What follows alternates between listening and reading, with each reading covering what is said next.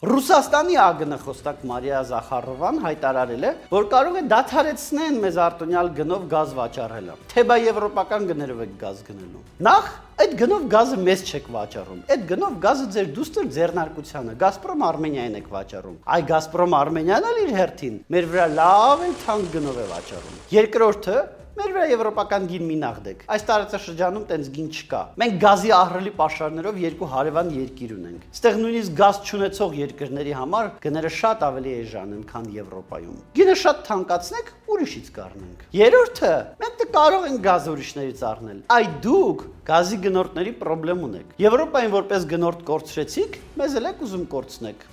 Խնդրեմ։ Հայաստանին ձեռ է տալիս ձեզանից գազ գնել։ Ձեզ էլ ձեռ է տալիս մեր վրա գազ վաճառել։ Չեք ուզում։ Մենք գազ ուրիշ տեղից կառնենք։ Իսկ դուք կմնաք առանց գազի եկամուտի, առանց եկամտաբեր Գազպրոմ Արմենիայի։ Այս ամենը մեզ երևի պետք չի, Ռուսաստանի գործընկերներին հաստատ պետք չի։ Բայց եթե գնում եք դրան, խնդրեմ, կարող է վերջում պարզվի, որ մեր բաժանորդները կարող էին ավելի էժան գնով գազ գնեին, ինչպես Ռուսաստանից գազ չառնող եւ համարյա գազ չունեցող Վրաստանում։